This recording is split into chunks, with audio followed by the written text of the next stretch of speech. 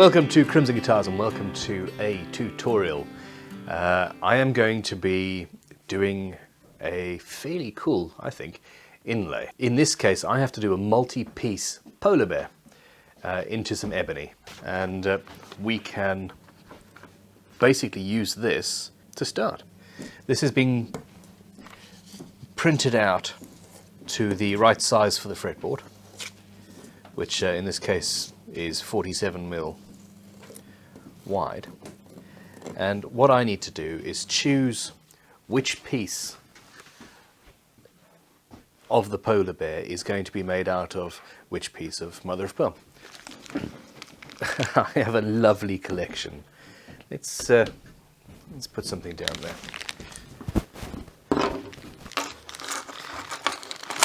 I have drawers and drawers and drawers full of different shells, and these pieces here, and in fact the buffalo horn, they all came off a purse that I bought at a charity shop for the shell and horn, of course. Anyway, so you can see the variety of colours here. We've got gold mother of pearl, white mother of pearl here and here, and then this is actually a river pearl oyster shell type stuff, and then we've got the horn, and that goes from black to brown. Very loosely we're going to start white at the top, and then around the muzzle it goes dark and going down. Now what I need to do is cut out the various shapes, and then we'll start putting them together to get the finished inlay. And essentially this is also marquetry. At this stage what we're doing is creating the final block that we will then later inlay into the fretboard, and it's going to be fun. Now the theory is you cut the plan out, and it's always good to have a plan. You cut it out, get all of the pieces absolutely precise, so that you know what you've got and where it's going to go, and then cut the pieces out, glue them together out off the instrument, possibly onto a substrate, sometimes even just a piece of paper as a backing substrate to hold it all together and homogeneous will do fine. And then once you've got that, you inlay, you recess your cavities and go from there. This is the basis of inlay. Once you've got this technique down, it is just about being artistic. It is not about, the technique doesn't really change, I don't think. A multi-piece inlay is a multi-piece inlay. Anyway, let us go. I need a brand new sharp scalpel blade. Before we get started, we need to cut the main pieces out.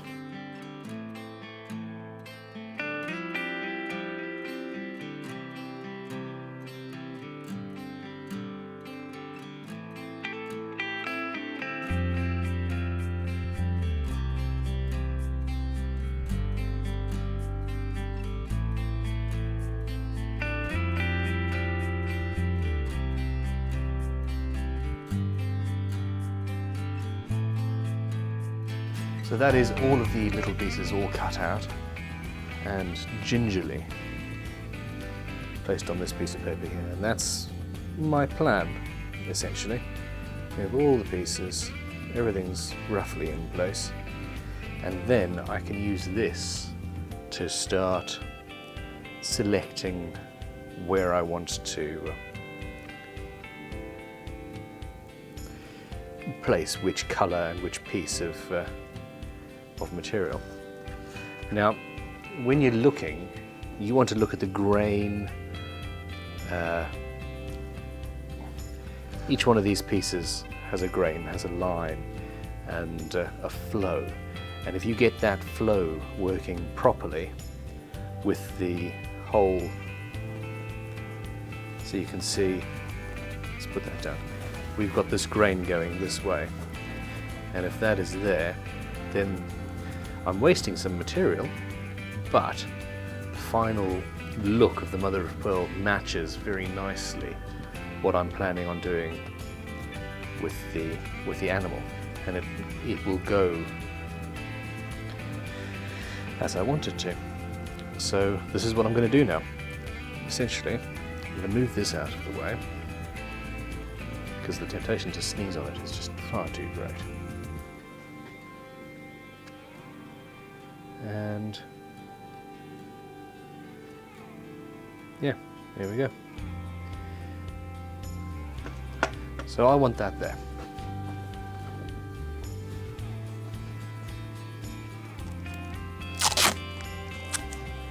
Grab some masking tape. Masking tape is actually transparent enough to do this.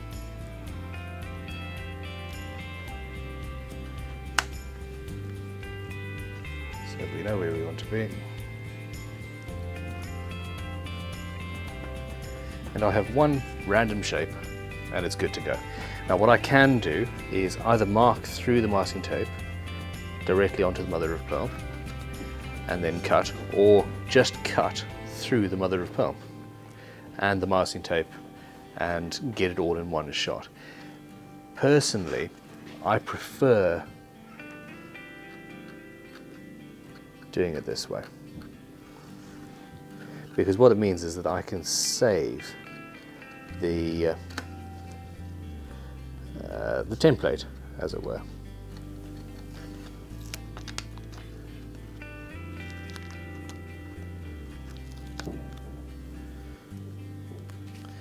So now I have a piece that I can actually cut out. And here the fun truly begins. I'm going to be using a lovely old, very, very, very old vintage saw.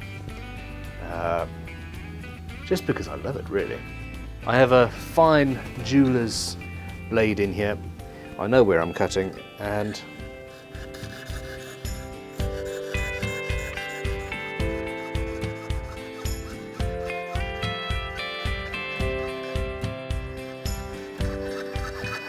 I'm trying to keep my blade as close to the supporting edge as I can.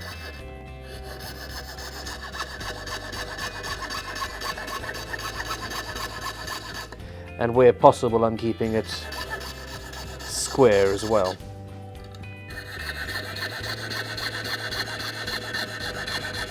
Or at least at 90 degrees to the work. Now you'll see I've got a notch cut in here. One option is to work in there.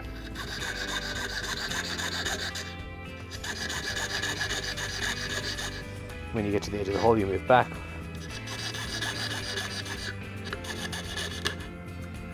And it's all supported. And lovely.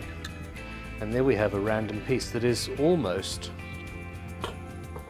the right shape.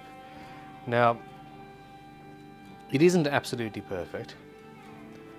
One of the things we're going to end up doing is at least filing the edges down so that it fits better. And you do need a good set of top quality needle files. So just for example, there's a little very fine triangular file. This is I've customized this to get into very, very small spaces. It's just got teeth on one side and it's very thin. And then standard rectangular files. This is actually a fret end dressing file that I'm using. And then you can have larger ones as well. I have a large drawer full.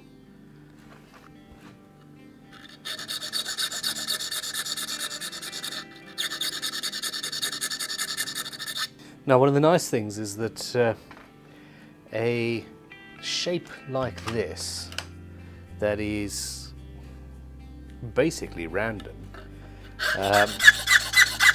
or shall I say irregular, is much, much easier to inlay because it has its own rules. It isn't a square, it isn't a triangle or a diamond or a star, for example.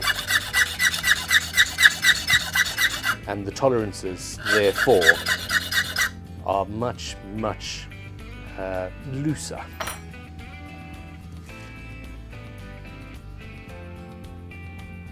That's looking rather good.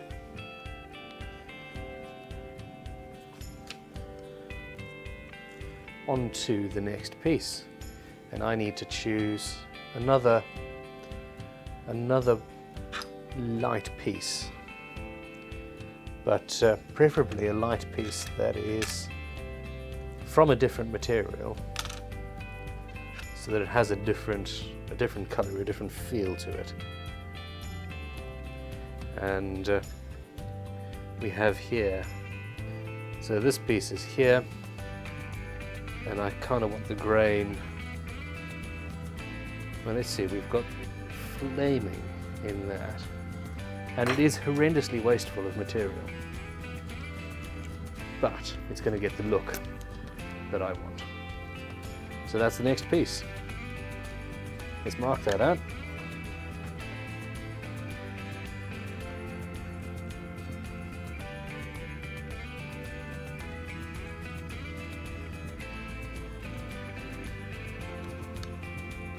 Okay, you have to be aware also of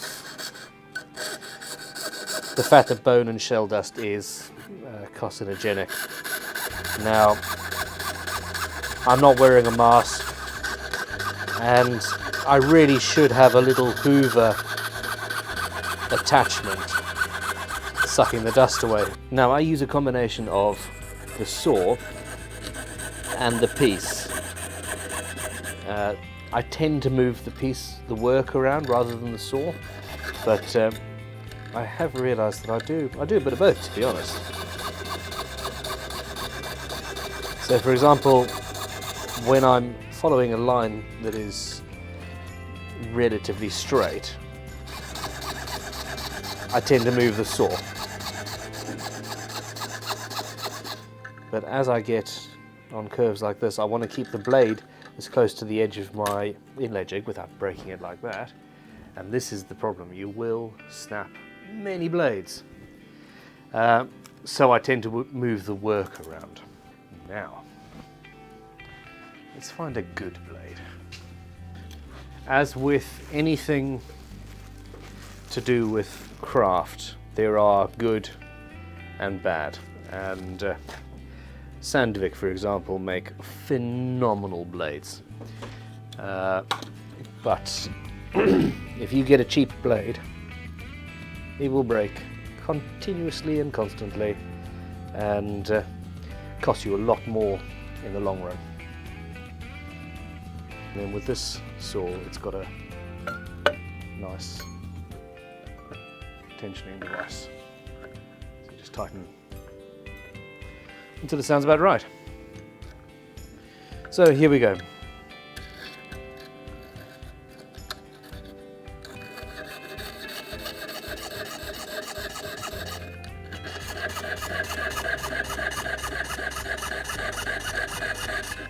And there we go. We have another piece. And I'll cut it even closer this time. So let's see. Now I cut that almost perfectly, but because my other piece is a different shape, slightly, I do have some adjustment to make.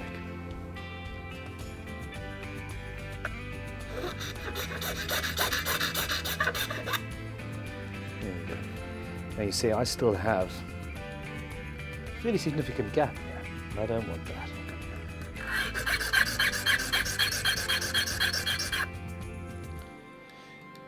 Good enough. Part of this design actually is black lines in between each piece, and that just accentuates the whole beast. So I don't really have a problem with that. I could get it a little bit closer maybe, but it's not major. And there we have first two pieces of our polymer. This here is a piece of greaseproof paper from a cigar box, a Cuban cigar box. Ah, interesting. And I'm going to cut a piece off and hope that the inlay doesn't stick to it.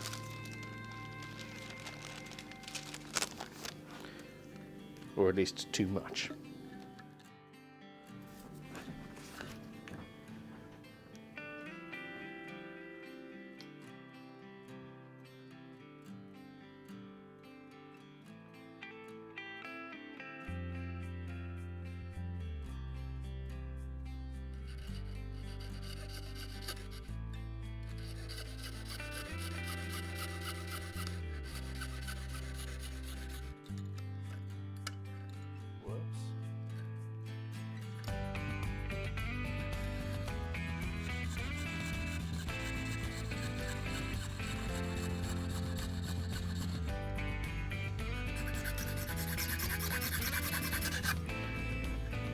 Okay, just out of interest here, turns out that I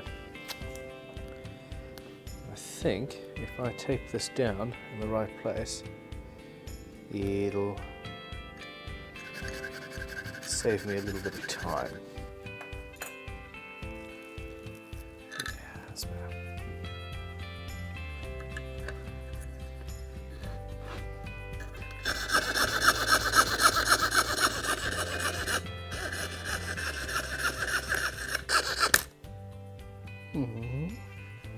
So sad.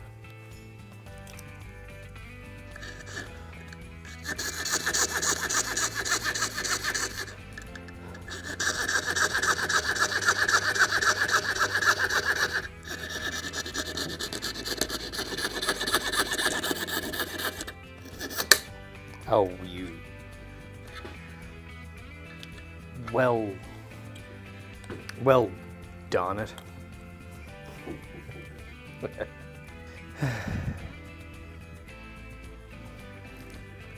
I need to start thinking about what I'm doing.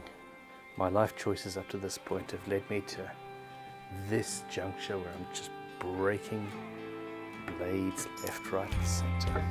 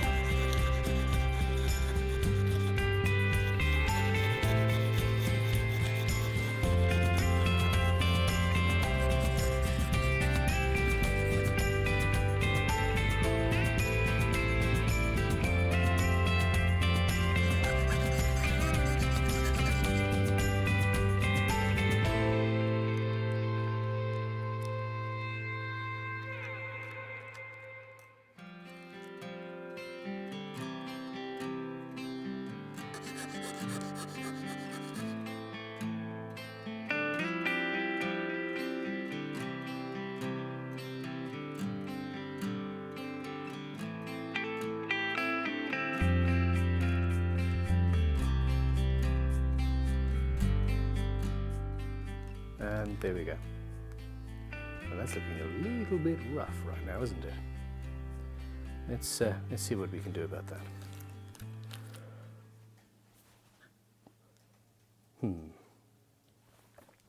Okay, so the plan is that I'm going to go in. I'm going to go in and around each of these outlines, I'm going to route with a little dental burr or something, and then inlay one of the crimson inlay powders. I haven't quite decided which yet, and that's going to outline each one of these pieces.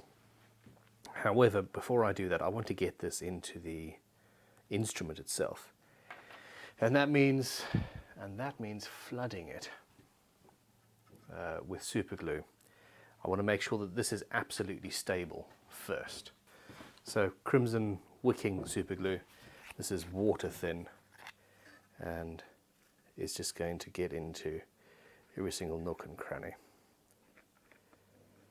And once that is done, I should be able to, cut the backing off. Okay, that's probably a little bit too much super glue. I should be able to cut the backing off and then the pulses come to life under that. That's really awesome. And then with the backing off, I will be able to get the outline finalized. Now, the reason for doing so many different pieces is that as the light hits each different one, it reacts differently, and it makes the whole inlay seem alive, which I'm really happy with. Super glue accelerator, because why not?